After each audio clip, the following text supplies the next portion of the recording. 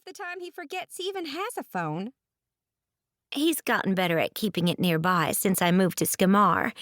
But his plane should have landed a half hour ago, and I've not heard anything. He has to go through customs and get his bags, so maybe he still has his phone on airplane mode? I think he does things like this on purpose to annoy us. Like we're all waiting for his important words or something. He's such a brother. Well, I am kind of waiting on his words, and I'm so excited to introduce him to Brody's family and show him Skern and have him see Brody's house up close and personal. Oh, how I've missed you guys, and it's only been 3 months since I left North Carolina. I'm glad he's getting to stay for a while, too. And he's hired Charlie to run his business here while he's in Skymar, but I'm watching his dogs. Which, of course, makes me want to get one now.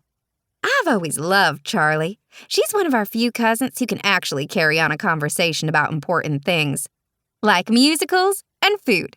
We tried talking about fashion once, but her style and mine are really different. The only hat she's ever worn is a baseball cap. Can you imagine? Not everyone has your shoe fetish or collection of hats, Penelope. I know. Sometimes it makes me sad to think about that. The right hat can really change a person's day. Or the right shoes. I think Luke wouldn't be so grumpy all the time if he had better shoe choices. Luke's fine. I hope he's fine. I'm going to text him again. Text from Luke to Izzy and Penelope.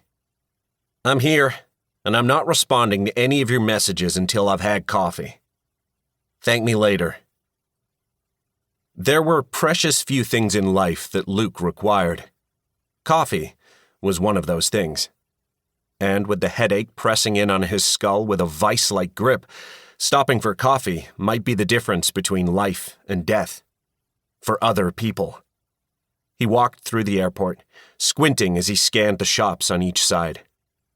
Flying didn't usually bother him, until it did. And then, it made up for lost time.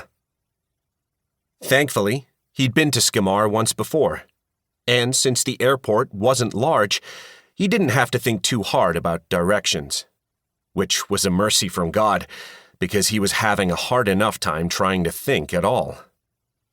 A mixture of English and the local language of Kadric blended around him as he waited in line, the noise and lights aggravating the ache. Pushing past pain wasn't new to him. He'd known the wrong end of too many accidents in his job as a carpenter and stonemason. Most left a scar or two. But headaches carried a different sort of internal, brain-distracting, teeth-grating kind of pain. He rolled his suitcase behind him and adjusted his backpack on his shoulder as he stepped into the line at the nearest Java joint. He'd appreciated his short visit to the island a few months ago to help his sister Penelope rescue a stage production of The Sound of Music. The folks had been friendly, the pace slow, the air fresh and clean. And the vastness of mountains and sea on the horizon promised plenty of space and quiet, which suited Luke just fine. In fact, spending the last visit in the city of Mountcastor, though quaint, made Luke all the happier that most of his work in Skymar this time would take place in more isolated locations. A cabin in the forest, an old stone barn by a lake, the small village of Skern. Quiet, tranquil, with the added bonus of using his workman's hands to take something from broken to beautiful.